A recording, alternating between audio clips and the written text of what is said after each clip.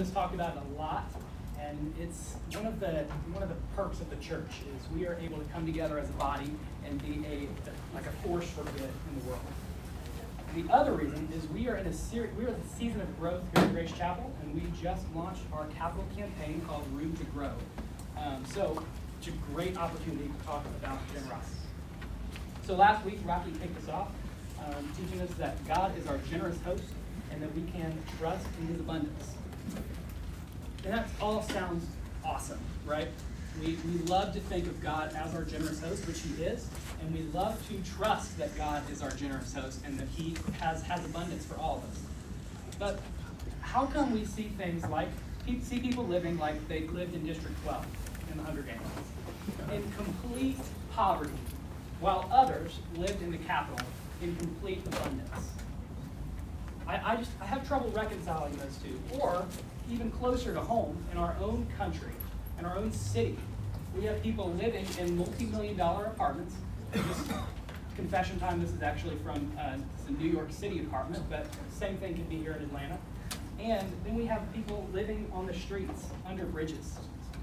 And this is in Atlanta. Like this is a big deal. I was actually in downtown yesterday, and I mean, if you've ever been down there, you know the homeless situation in Atlanta and just here in Forsyth County, surprisingly enough. So seeing all these things leads me to ask the question of why does God's good world look so bad sometimes? Why do we hear all these awesome things in Scripture about God's abundance and beautiful world that He gave us, which is all true, but sometimes it all looks just gross and bad and evil?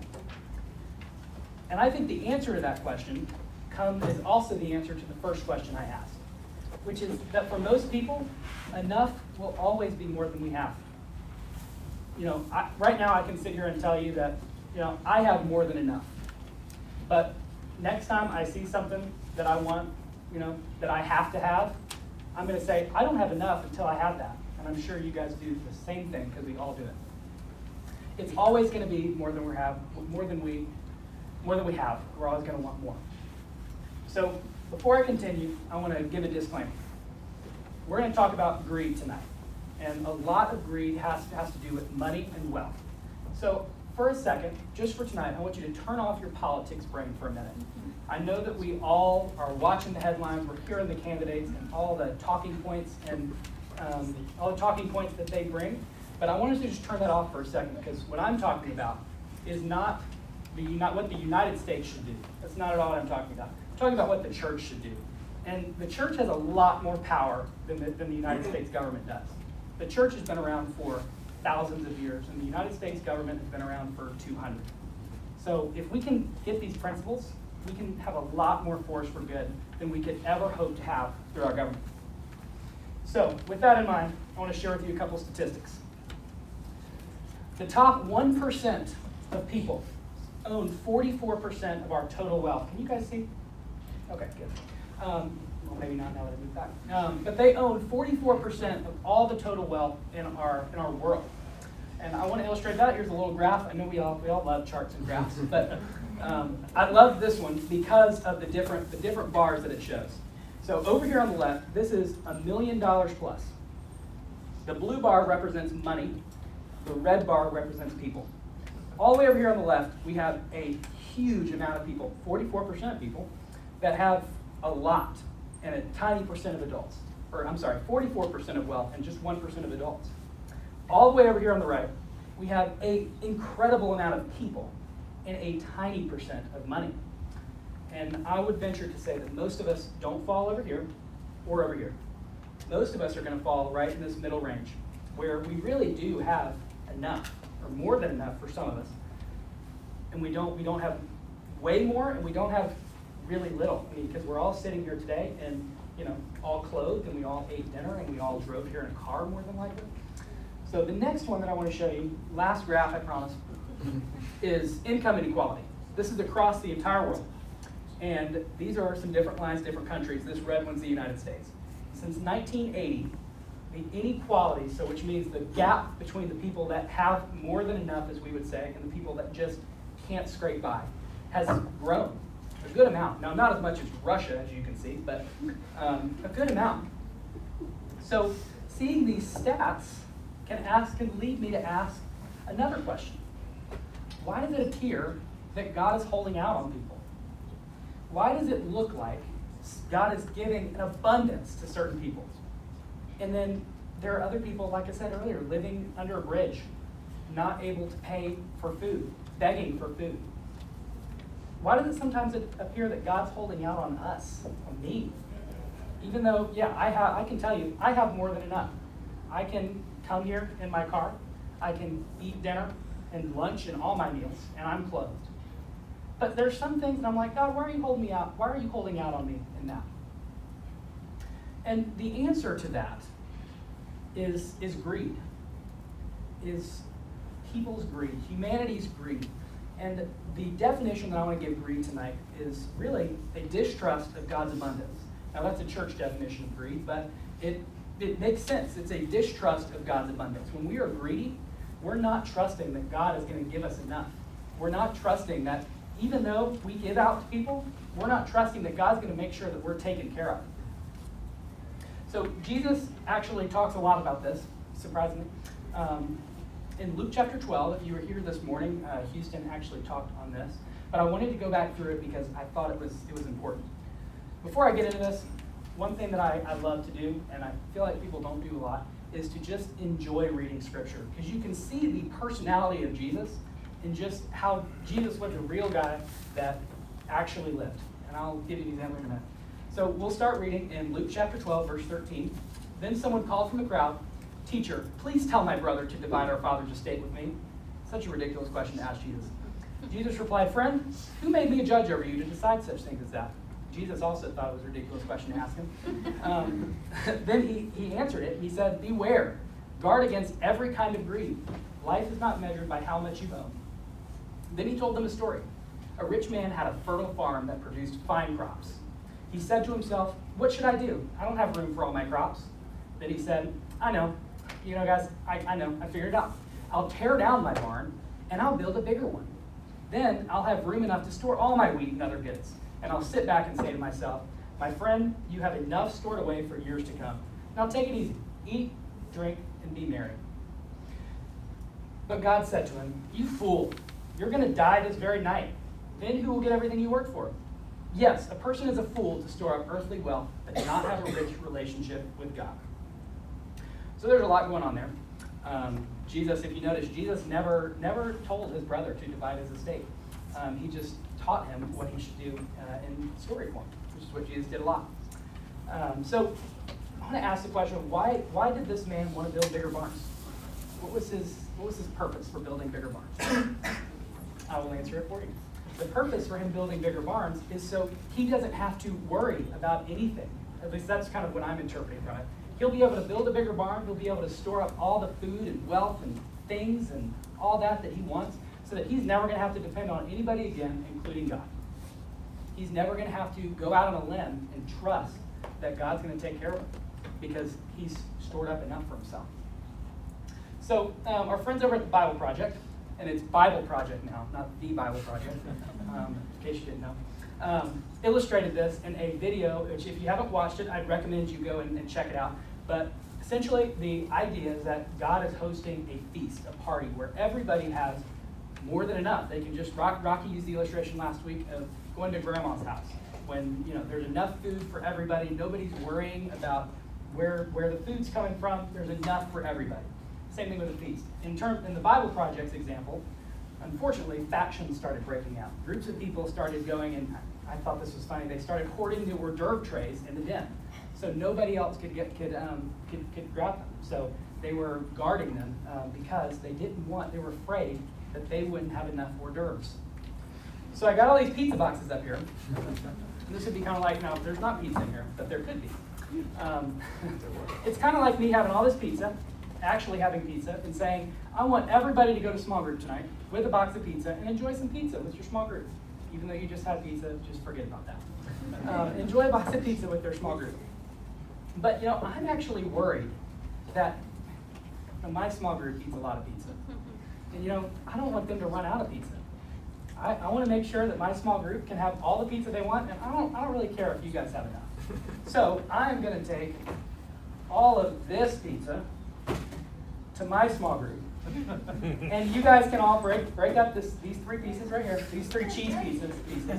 So I'm sorry that if you don't like cheese. And, you guys can break all this up, and we're going to store all this. Even if we don't eat it, we're just going to keep it so that we don't have to be afraid that we're not going to have enough. That's greed, friends.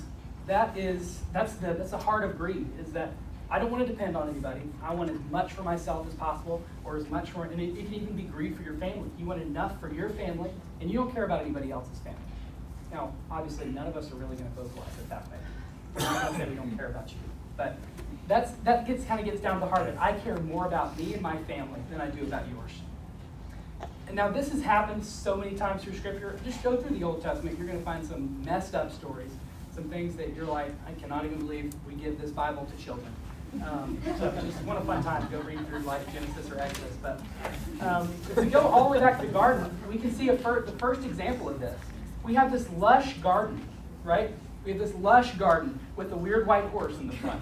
But we have this lush garden with so much stuff in it, so much abundance. God has blessed these people so much. And yet they don't trust him. This little serpent comes up, which is odd, but this little serpent comes up and talks to them. And if you've ever heard somebody say, well, Eve, you were the first one to sin, it's not true. Adam was standing right next to Eve when she sinned and didn't say anything to her, which was kind of unfortunate for them. But they decided that, you know what, God, I think you're holding out on me. I don't think this is all there is. I think there's more with this tree, with this apple that I'm about to eat. There's more wisdom for me to have. I'm not going to trust for you to decide good and evil for me. We move a little bit further, we get to the Israelites. We remember the Israelites more from their story of their exodus from Egypt. They were in slavery. They were oppressed. And God came and brought them out miraculously. Like they saw him miraculously bring them out. The plagues, how there were all these things going on around their region, but they were just, having a good time. They were just fine. And then they even saw when he parted the Red Sea for them. But he still didn't trust them. They go to Mount Sinai. And Moses is up on the mountain getting the 10 Commandments and talking to God. The presence of God is literally hovering over the mountain. Like they can see it from where they are. And yet they still go to Aaron and say, Aaron, we want an idol because we don't trust in God. We want something that we can see. We don't trust him, even though God was right up there in a cloud. And they violated God's law right as he gave it to them. And then if we keep going further, actually this may have been earlier, but God provided them with food, like free food from heaven, like just food falling from the heavens. And they weren't good enough with that. They wanted meat. So then they go and cry out to God for meat and complain. And guess what? He provides because he's God. But they did not trust that God was going to keep coming through for them. And then an extended version of the Israelites, because David was an Israelite, is the story of David and Bathsheba. This is an interesting thing to talk about greed with, but I think it's a part of greed that's overlooked a little bit. It is the not just hoarding for myself, but taking for myself something that is not mine. I'm going to get some water. But taking from myself something or taking from somebody else something that is not mine. And with David, that case was he had pretty much everything a king of his time could have wanted. He was the king of Israel. Could pretty much do whatever he wanted, could have whatever he wanted. And he was a man after God's own heart, so he's close with God. But there's this lady that he had his eye on. But unfortunately she was married, and so he couldn't pursue anything there. So he went and killed her husband, and then ended up marrying Bathsheba. And he did not trust that that God gave him enough. He had to have this other thing, which is what we do a lot. Not necessarily in the same situation, but we do the same thing with stuff a lot. So that's a lot of stuff from the Old Testament. And sometimes I find it difficult to relate with the Old Testament because a lot of that stuff I'm not going through. I didn't see God bring me out of Egypt. I didn't see a sea part in the middle. But I do see greed a lot. So what happens when people are greedy in our society? And I bet you could throw out a lot of examples to me. but I put several on the screen here, and there are several that I'm going to highlight because I think they're big things in our society, and we should be ready to combat them and to just be on the lookout for ways that we can be generous in the face of these. First one is homelessness, poverty, and hunger and thirst. All of them essentially mean the same thing as poverty, but they can be separate.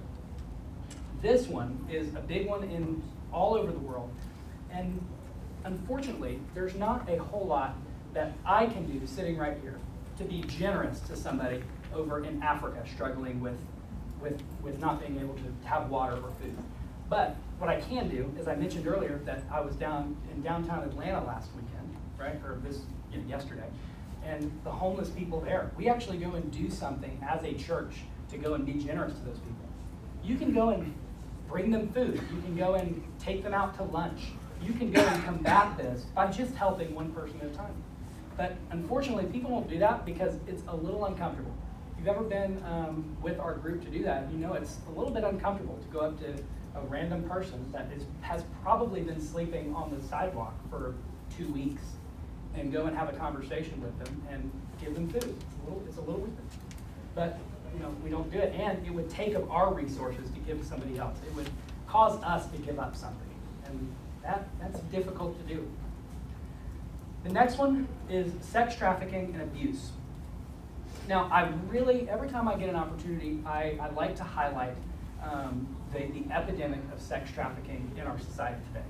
It's not talked about. And if you didn't know, Atlanta is actually one of the largest hubs for sex trafficking in our country. And it's just 45 minutes down the road. And this is very much of a similar David and Bathsheba type of situation, both of you. It's where I'm going to take something from you for me, for my economic gain or my personal gain, whatever. I'm going to take something from you that you will never get back. I'm going to defile you for my own gain. That's a different kind of greed that we don't talk about all that much. We talk more about monetary greed, which is a component. But this is being greedy with somebody else, and it affects directly another person.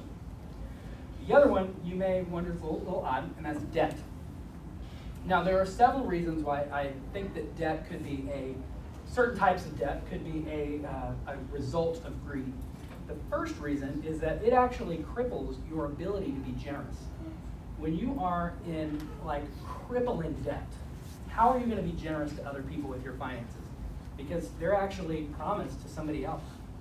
But even more than that, debt, ridiculous debt, not legitimate reasons, but ridiculous debt is saying that I want something that I really don't even have the means to get, but I'm going to take it from somebody else and then disadvantage myself later on. That was very confusing, but I'll explain a little bit more about that in just a minute. But debt is another result of greed.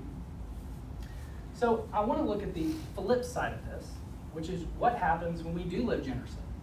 What is when we reject this idea of greed, when we go against what the world is, because let's be honest, the world is telling us that it's okay to just fend for yourself, to just take care of your own family, your own household. But what about when we reject this? So last week, Rocky shared with us something that Jesus said from Luke chapter 12. It says, "Sell your possessions and give to those in need. This will store up treasure for you in heaven, and the purses of heaven never get old or develop holes.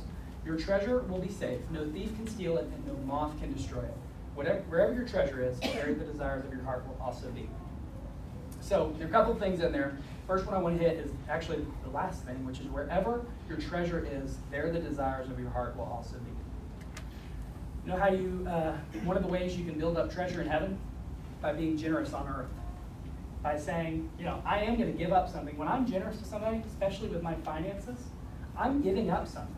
I'm giving up my ability to do something. If you're taking any class in school, it's called opportunity cost in economics. And that is the cost of me doing something, which is if I give to this person, I can't go get dinner myself later because I'm going to give and be generous to this person. So talking about that, you could say, well, am I supposed to just be sad and in poverty myself because I'm giving to others? And thankfully, Paul actually speaks on this in 2 Corinthians 8, 12 through, we're going to go to 14. And he says, whatever you give is acceptable if you give it eagerly. And give according to what you have, not what you don't have. Of course, I don't mean your giving should make life easy for others and hard for yourself. I only mean that there should be some equality. Right now, you have plenty and can help those in need. Later, they will have plenty and can share with you when you need it. In this way, things will be equal. So I want to read a little piece of that from the Message translation, which Message is a little wonky sometimes. This verse was actually, that was in the Message Bible, the verse markers, which was 10 through 20. So I'm not going to read all of this, but the heart regulates the hands. This isn't so others can take it easy while you sweat it out. No, you're shoulder to shoulder with them all the way. Your surplus matching their deficit, and their surplus matching your deficit. So the reason why I said at the beginning I wanted you to turn off your political filter, because this can sound a whole lot like some political ideologies that we talk about sometimes. Giving out to others, being generous to others. And I want you to know that that is not what this is. This is the church coming together to make a difference in the world for the cause of Jesus. It's saying this right here. No, you're shoulder to shoulder with them all the way. Your surplus matching their deficit and their surplus matching your deficit. Or if we go back to the original text, later they will have plenty and they can share with you when you need it. This is all of the church coming together to support each other and to grow the cause of Christ and in the community. There is nothing, in my opinion, there is nothing that will bring more people to be curious about Jesus than people being generous needlessly. By people just going and saying to the kid at school who doesn't have enough, and it's obvious, that you going up and saying, here, why don't you take this today, because I don't need it. You can go, why did that person do that? Or when you're around town and you see somebody in need, you see somebody that's homeless, or you come here for Family Promise, which is where we host homeless families here, and you give of your time and serve, that's being generous. And they're going to say, why was that guy generous? Why was that girl generous? What is this all about? So I want to share something with you from a guy named Dave Ramsey. I know there's some negative connotations to Dave Ramsey. I'm a big fan, but I want to share this with you because this guy has a lot. Like, he is a millionaire. Like, he has more than enough. And he runs a program called Financial Peace University, which its objective is to get people out of debt. This is the objective of his program. He says, if you live like no one else, later you can live and give like no one else. So live like no one else now means get out of debt. Like, live on the cheap so you can get out of debt. But later, it's so you can live yourself and you can give like no one else. He says, this is a quote that he said in his program, and it says that generous giving really is the most fun you can have with money. This guy is a multimillionaire. He can do pretty much whatever he wants. He can go anywhere he wants. And he's saying that giving is the most fun he can have with money. I find that pretty powerful because I am not a millionaire, far from a millionaire. And I sometimes am like, what would it be like to be a millionaire? And this is kind of humbling to see a millionaire currently who gives a lot of his income away. If you ever listen to his radio show, I know it's a little odd that I listen to his radio show, but he gives a lot away on his radio show too. This is a generous guy. So I'm almost done, I promise. The thing that I get with generosity, with messages and stuff, is that it's focused around money. And I know I've been in your shoes for a while, and I am in the same situation now. I am not a millionaire. I don't have all the money in the world to go and just distribute. I wish I did. I wish I could be more financially generous, but I'm just not in a situation where I can be that way. But thankfully, I had an excellent example of that in my life. So those of you that don't know, my sister and my family, actually, we unexpectedly lost our father at the beginning of January. And he was involved like nobody I knew here at Grace Chapel for the 20 years that we were here. When we first started, he volunteered his time. Now, he was a CPA originally, which I don't know why you'd be a CPA, honestly. It sounds very important, but he was a CPA, so he was working with money all the time. And then he came during his off times, and he was doing finance work, CPA work for the church. He was always willing to give up his time and his effort along with his money, but his time and his effort for others. One of the things I've been hearing the last couple weeks is how much people have treasured the encouragement cards that he sent. He had a gift which I unfortunately did not inherit from him, which was to write encouragement cards. I found it a little odd, but I appreciate it now. Whereas he'd hear somebody say something, he'd hear a good sermon, he'd hear somebody would pray for him or birthday card or something, and he would sit down at his desk and he would write out a handwritten encouragement note to those people. And I've heard several people that have treasured those notes because they were so encouraging to him. So I say all that to tell you that you don't have to be financially wealthy to be generous. You don't have to be financially wealthy to reject greed in your area. Be generous with your encouragement. Be generous with your spirit. But when you have the opportunity, be generous with your finances too. Because from experience, it feels awesome to be able to help somebody else. That's not the objective. The objective is not for you to feel good. But it's a byproduct of being able to help somebody else and be able to show them Jesus. That feels really good too, to be able to show somebody Jesus. So I want you to go in your small group and you should talk a little bit about how can you reject greed in your communities? What can you do to reject greed in your own life, in your own mind? Don't move yet, we're going to pray, and then I'll send you out. But that's what I want you to talk about in the small group tonight. Let's go ahead and pray, and I'll send you out. Dear God, thank you so much for Grace Chapel. Thank you so much for this youth ministry that we can come together and learn how to be generous like you were generous. Learn how to live like you and give like no one else because of your cause. We want people to know you. We want people to get into a relationship with you. And one of the ways that they can do that is by us showing generosity to them, showing them your generosity that you've shown us. So help us have effective small group conversations. Let us bring something out of these conversations we're about to have. Just thank you for everything you've done for us. In Jesus' name, amen. Amen. And head out to your small groups, friends.